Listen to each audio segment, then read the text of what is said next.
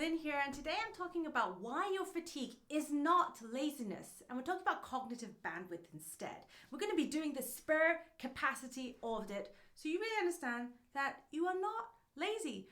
You're running a second job that you did not apply for, by the way, and its ad hoc day and night shifts have consumed you before you even walk into the office. So if, just like me, you're a woman in the trenches of the perimenopause, competence is your identity. And for the first time in your career, you can't outwork your way through it. Not this time. Brain fog, the 3 a.m. club, that bone deep exhaustion is no longer something that just more sleep can fix. But that fatigue is not a character flaw in you, okay? It's not you, it's not that. It's a nervous system speaking a language you've never learned to read. And once you decode it, you can reclaim not just your energy, but hours of cognitive bandwidth you thought were gone. Most people mistake perimenopause fatigue for laziness or burnout, in my case. Now, then you get prescribed that same tried solutions. Sleep hygiene, willpower, meditation. I mean, great, but these are tools designed for different crises entirely. So by the end of this video, you'll know exactly where your spare capacity went and why the standard advice failed you, and what radical responsibility actually looks like when your biology shifts. Now, this isn't just theory or just my story. It's what happens when you move from shame about your symptoms to precision in your data. And when you treat your crisis like the ascent, the climb that it is, you can drop that negative self-talk. Things that come into your mind like, oh, it's just you getting old, or you must be just losing your edge. No, in this video, I'm going to spell out what is happening to your body and give you the action step you need to do today to reframe your entire mindset around menopause. But first, whilst you're listening to this, hit subscribe, because this channel is dedicated to sharing with you everything that I did myself to get myself back on track. I'm the psychotherapist who was hit so hard and unexpectedly by perimenopause that I was actually hospitalized with hypertensive crisis at just 42. So anyway, let's dive straight into this, the fatigue trap. The biggest reframe you can make today is to stop thinking of perimenopause as a decline and see it as a climb, your ascent up what I call Mount Menopause. So you're climbing halfway up this mountain with a full backpack. Burnout laziness means your legs won't move because you're exhausted from poor pacing with all this added stuff. But perimenopause fatigue means your pack weighs 3 times more what it did last year. Same legs, same will, impossible load. So you're not tired because you're lazy. You're tired because you're carrying something no one told you to prepare for. We've talked about this in relationships as well. I'll put a card up here for how that load affects your relationships. But first, you're tired because you're climbing a mountain your mother couldn't even name. So hold on to these key points. Firstly, perimenopause fatigue is neurochemical, okay? Your estrogen, your estradiol drops and reduces overall signaling and synthesis and availability of dopamine and serotonin. This is why you get you get dysregulation in motivation, sleep, and anxiety. Burnout is behavioral. You're pushed too hard without recovery. So they feel identical, but they have very different solutions. Now, hold that, and also know that competence-driven women mistake that signal. You've outworked every problem in your career. So when fatigue hits, you assume laziness, lack of discipline, or worse, that it's weakness. You blame yourself instead of the biology, and this costs you 6 months of self-flagellation that you don't have to spend. So the specific tell is that you sleep 9 hours and wake up still feeling shrunken and exhausted. Your body doesn't recover the way it used to. That's not laziness talking. It's your nervous system asking you to recalibrate how you work, not to work harder. So this matters because if you mistake the crisis, you'll spend months trying to outwork something that requires a different approach entirely. And getting the diagnosis right is the first step out of the trenches. So go have that talk with your GP. But now, here's what happens when you try the obvious fix. The one everyone offers from the sidelines who hasn't been where you are. They say, just sleep more. Just sleep more is advice for people who are not in the trenches. The truth is, your sleep architecture is shot. So it's fragmented like a bridge with missing sections, and you can't cross it in one uninterrupted go, and every gap jolts you open. So during perimenopause, estrogen stops holding those sections together, so your brain never gets the uninterrupted REM sleep, that the rapid eye movement and the non-rapid eye movement sleep cycles it needs to recover physically and emotionally from the day's events. And sleep really is crucial. I mean, after all, sleep deprivation is literally a form of torture. It's quality over quantity, all right? Now, that's how we fix the root issues. So estrogen regulates neurotransmitters that stabilize sleep. As it fluctuates, your nervous system loses its ability to maintain continuous sleep, even if you're trying harder. So waking between 2 and 4 a.m., those racing thoughts or drenched sweats, it's physiology, not your character flaw. Your cortisol and core temperature are misfiring, okay? That's not a discipline issue. That's just how this works. This matters because I want you to avoid this trap, turning to self-blame instead of self-compassion. So if you believe that sleep deprivation is solvable through willpower or routines alone, you're going to end up blaming yourself for failing. That's setting yourself up, okay? You can't out-discipline your neurotransmitters. Understanding that mechanism is the only path to working with your body instead of against it. So you're not getting real rest, which means your brain isn't recovering. So that's when the real costs reveal itself. Every symptom you're managing becomes a second invisible job, draining the cognitive bandwidth you need to lead. So imagine your brain is like a laptop and it's running 47 browser tabs open before you've even opened your work email. You know you need to close all the tabs to focus on just one thing at a time. But that's exactly what an unresolved worry is. It's like an open tab. So you've got your worries about your brain fog that are happening. It's not just the brain fog, you're worried about it. It's the worry about the 3 a.m. panic when you wake up. So you're waking up and you're worrying about it. You worry about the hot flushes, not just having them, but worrying about them and they're going to happen. So all of these are running in the background, the worry consuming the RAM. So by the time you sit down to do your actual job you're paid for, you're already throttled. So before this accumulation of worry builds into anxiety, just accept that perimenopause symptoms aren't separate from your work life. They are a second invisible job consuming hours, 15, 25 hours per week of cognitive real estate before you even clock in. So the cognitive bandwidth steal from you works like this. Anxiety wakes you at 3 a.m. That's 2 hours of lost sleep recovery. Brain fog costs you decision-making precision. That's an extra 40 minutes per task. Hot flushes, they interrupt your focus, so you're constantly context switching. That's a tax. And then that whole rage dysregulation means you manage emotional cleanup instead of executing on strategy. So this isn't about willpower or pushing through. A brain running on disrupted sleep, cortisol spikes, and neurochemical chaos literally cannot access the same processing speeds, right? You're not lazy. I'm gonna have to say it again. You are over allocated. So stop blaming yourself for not managing it all, right? That's the fate of most high achieving women in the trenches.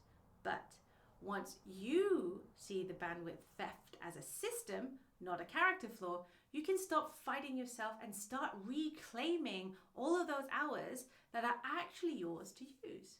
So now the question isn't whether you're tired, we know that. The question is, where exactly are those lost hours going? So this is where the audit comes in. Let's audit your actual spare capacity so you know what you're working with. So how to audit your own spare capacity and not guess about it. Think of your brain as like a battery with a fixed charge. Before perimenopause, you could run on 80% capacity all day and still have reserves. But now you're waking up like at 60%. And by 10 a.m., you've already spent your surplus on things that used to cost nothing, like just staying regulated. So the fatigue isn't laziness, it's the maths, all right? Anxiety baseline is your invisible tax. If you're in the 3 a.m. club waking up then, and your baseline cortisol is elevated, your spending capacity before your working day even starts, right? Decision fatigue compounds every unexamined choice. So making just choices in your wardrobe, your email triage, which conversations to have first, you're already juggling all of those thoughts. All of that, it withdraws from the same account your cognition needs for actual work. Physical symptoms are capacity thefts, hot flushes, joint pain, digestive shifts. All of these still micro-focus on the day. So 1,000 tiny interruptions that don't show up as real problems. So emotional regulation cost is the honest measure, really. If you're managing rage, flatness, or mood swings, you're burning fuel that your pre-menopausal self never had to budget for. Just realizing this, quantifying it, because it matters, because you can't reclaim bandwidth unless you see where it's actually going. So this isn't about self-blame. It's about moving from I'm tired and broken to here's exactly what's consuming my reserve and here's what I can reset. And this data dissolves the shame. So you can track this at home. If you want the fancy printout, then you can go grab it in my free community. The link's in the description. But it's really simple. And they're just 5 rows. Let me show you here. All you have to do is you can just write this out yourself. So the first one, these are the things that you want to track. So you want to track what we talked about, sleep deprivation. Okay? Deprivation. Your anxiety.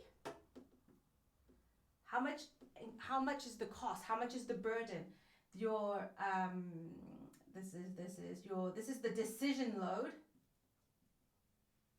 So it's like all these tiny things that you're deciding on, everything from just what am I wearing or what am I gonna have for breakfast, even just those, what should I put in the kids' lunchbox? Those are loads of decisions that cost a lot, that are heavy, and for some reason feel like they're so much harder to resolve than they used to be. This is the physical. Physical. This is your physical symptoms. So all these things that you might not have noticed, or you just thought was a little niggle, but actually you realize it's been there for ages and it's getting worse, like knee pain, like you might feel arthritic, but you think, oh, it's really old that I have that. Joint pain, fatigue, and this is the emotions.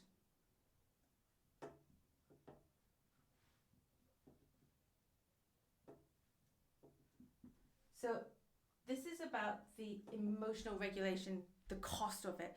For something like just to calm yourself down when something triggers you, or you get really irritated by someone's comment. And like, how long is that taking? How long is it taking for you to just come back to neutral? All of that realization shows you how much you're carrying. And you just do this with something very simple, a visual analog score. You can use a visual analog pain score, a weight score from 0 to 10. And you're just every day for each of these, and you're just noticing where you are today. Is it the no load? Is it an easy day? Or is it just like way off the tracks? Or you can just use a different kind of emoji. If you find it strange to do it with numbers, and it's just like reflecting where are you on that. And as you track this, and that's just recent, then you can just see the load, how heavy it is, and you can see on your climb, on your ascent, where are you? Is it on a flat track, or is it really hard and steep today? But knowing all of these and just tracking that is very important. So for each, ask the same question and answer honestly. What's your actual cost here today? Then you can score that and know that this is not just, it looks simple, but it's not just a wellness checklist. I want you to really see it as a forensic audit, okay? The power is in the specificity, not the perfection of it. But once you see all these things and you're starting to list out what are the decisions, where are these things happening, what are they specifically, then you can see where your capacity is going, and you can stop calling it laziness. You can start calling it what it is. Information your body is sending about what needs to shift. And so here's your reframe. Fatigue is information, not failure. Now you know your fatigue is like, fatigue is like see it as a general dashboard warning light. And your capacity audit is the, specific icons, the specific flashing icons. So you know exactly where the issue is. You wouldn't tape over those warning lights just to, and start revving the engine. You'd pull over, you'd read that manual and say, where is the pain? What is this data that it's telling me? So these key points to remember is that fatigue in perimenopause is almost never about laziness. It's your nervous system, your hormonal floor, and your cognitive load screaming that something is misaligned, and usually all three at once. So when you reframe fatigue as information instead of failure, you can stop blaming yourself and start asking the actual questions. What am I running low on? Right? What is running on empty? Is it sleep? Could it be magnesium? Is it boundaries? Is it having not enough meaning in life? Radical responsibility means this. You don't choose Mount Menopause to enter your life. You just happen to be on it now, but you are responsible for how you respond to it, how you're going to let that slope break you or make you, okay? Whether you choose to see it as a decline or if you're going to choose to climb to that second summit. That shift from victim to athlete is where your power lives. So if you're still with me here, it's probably because it's making sense somehow. And you've built up, as you've built up your entire identity on outperforming, on pushing through, and you're realizing that, no, you're not losing your mind. Your gut is right. This is different. So for the first time, perhaps in your whole life or your career, you can stop pushing like that so that you don't end up burnt out like I did. And once you stop interpreting fatigue as a character flaw, the whole real work begins. Mapping where your spare capacity actually went and building it back. So what changes when you stop fighting this and start mapping it out? Your cognitive bandwidth is like, it's like a server running background processes you didn't really authorize. It just happens. You think the system is slow because you're lazy, but really 17 tabs are open, as we said, and it's consuming 90% of your processing power. So the moment you see what's actually running, you can close what doesn't matter, and you suddenly have space to work again. So be kind to yourself, and remember, fatigue isn't your fault. It's a sign that your spare capacity has been allocated to managing symptoms, sleep disruption, anxiety, loops, hot flushes, decisions, all of these things it's managing, and we actually need to measure and adjust. Once you map where those 20 hours or so went, usually split between compensatory strategies, decision paralysis, decisions to make, automatic metabolic costs of managing dysregulated nervous systems. These are things that really are things that you can reclaim. So strategic adjustment means, do I delegate something? Can I automate something? Can I renegotiate timelines? Reasonable adjustments at work. Ask me about that. I can help you with that. All right? Everything that can be changed can be. So the answers are specific to your persona, your bandwidth, your not generic productivity advice, okay? High achievers who mistake cognitive fatigue for personal failure and respond by pushing harder just accelerate their own depletion cycle. The moment you stop fighting the fatigue and start reading it like a map, you can move from crisis management to recalibration. That's when your actual competence can resurface. So the question isn't whether you can get those hours back. The question is, what would you do with them now, right? And more importantly, who are you becoming on the other side of this reclamation? I'm hosting a free live deep dive on this and any other menopause mindset questions you want me to go through on deeper. It's free and you can ask me any questions live or just DM me instead in advance. It's all free inside the Menopause Basecamp community. The link is in the description. And then subscribe to my channel because next week I'm launching my podcast interview series. So subscribe so you don't miss the haha moments and the aha moments that you've been looking for.